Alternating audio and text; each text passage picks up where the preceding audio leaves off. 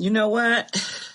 Me crying my eyes out while recording this, that's the smoke signal. Read the smoke signal, ignite the flame, stand tall and let your spirit claim the victory, the freedom, the reign over my life. I choose to remain. Hey, come on in the room, baby. Welcome to Smoke Signals, where we don't just watch the fire, but we heed the warning. And today's smoke signal, my love, it's for us. If you know, you know. If you're not a Black woman, this might not fully make sense to you, and that's okay. This conversation is for us. Now that we're alone, let's talk, sis. I think a lot of Black women were made responsible before we even had the chance to become people. Unfortunately, we became caretakers, protectors, problem solvers, peacekeepers before we fully learned what it meant to feel safe ourselves. And after a while, you don't even notice how abnormal it is, because survival starts feeling like personality. So let's talk about the early programming. Some of us were called mature when we really were just emotionally overloaded. You knew how to read the room way too young. You knew when adults were stressed. You knew when money was tight. You knew when somebody's mood shifted. You learned how to shrink yourselves so things wouldn't get worse. And a lot of Black girls quietly learned, if I can help, if I can perform, if I can hold everything together, maybe I'll finally feel secure. So now as adults, we feel responsible for everything.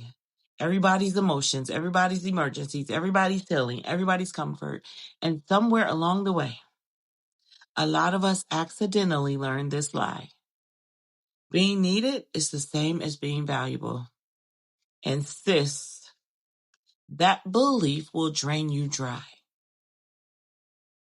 Because when your worth becomes attached to usefulness, you stop resting. You stop believing exhaustion is normal. You start believing, exhaustion is normal. You answer every call, solve every crisis, carry every emotional burden. You become hyper vigilant, protecting everybody else while leaving yourself emotionally uncovered. And the scary part, some Black women are so used to saving everybody else, they don't even recognize when they're unsafe. We will fight for everybody, show up for everybody, pour into everybody. Meanwhile, our own cups have been empty for years. Why am I emotional? And instead of stopping, we just learn how to sip slowly. Empty cup, sip slow. Sip slow. That's survival language. And a lot of us became experts at anticipating other people's needs, but beginners at honoring our own needs. You know everybody else's emotional patterns, but don't know what rest feels like without guilt. You'll tell your friend, take care of yourself while actively abandoning yourself. You'll protect everybody else from pain while overexposing yourself to disrespect. You'll overgive, you'll overextend, overexplain, and call it love. But constantly disappearing inside everybody else's needs is not love, my love. It's self-erasure.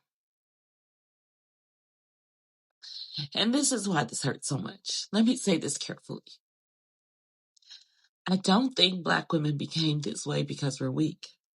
I think many of us became this way because we adapted. We adapted to survival, to instability, to being needed, to being overlooked, to being praised for endurance instead of cared for with softness. And the problem with survival mode is eventually your body starts treating rest like danger. So even when help arrives, you struggle to receive it. Oh my God. Sorry, guys. But this is near and dear to my heart. Even when people offer support, you still feel like you should carry everything. And then people start calling you strong. When really you're exhausted. And I think healing for a lot of Black women is going to look less like becoming harder and more like finally believing our needs matter too. Not after everybody else. Not when everything is finished. Not when we've completely burnt ourselves out. No, right now. We deserve relationships where care flows both ways. We deserve rest without guilt. We deserve softness without punishment. We deserve to exist as whole human beings, not just emotional support systems with cute outfits and good advice. And maybe, just maybe, your purpose was never to carry everybody. Maybe your purpose was to live too, to feel joy too, to feel safe too, to receive too. Because being loved and being used aren't the same thing, my love. So lately I've been wondering, what would happen if Black women stopped believing we had to empty ourselves just to prove we deserve love? You know, when I started crying recording this video, it honestly caught me off guard. I knew that this conversation mattered to me, but I don't think I realized how much pain Black women have normalized carrying. How much we give, how much we hold together, how much we survive quietly. And I think something in me broke open for a second. Because Black women deserve so much more than survival. We deserve care, gentleness, protection, rest. We deserve relationships where love doesn't require self-erasure. We deserve to be considered too. And despite everything, Black women continue to be some of the most loving, creative, intelligent, resilient, compassionate people on this planet. We pour life into everybody around us. And maybe now, it's time we start pouring some of that love back into ourselves too. Not because we earned rest through suffering, but because our humanity matters too. With that said, I couldn't end the video on that sad note. Sis, now you know me better than that. So if nobody told you lately, you're amazing just as you are, while doing absolutely nothing but being. You deserve love exactly as you are. And you are held here. You are heard here. You belong here. And sis, I will never allow anybody to disrespect you here. I've got your back, and I hope you've got mine.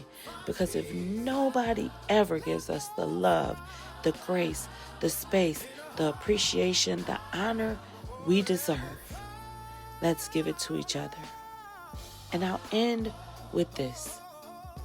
Sis, I love everything about you. From your skin, to your hair, to your softness, to your strength, to our very presence. There is nothing about you that requires apology here. You were the bomb.com before there were even bombs or .coms. Now I'm going to take my crybaby self somewhere and rest. And you should too. And sis, that isn't weakness. That's healing.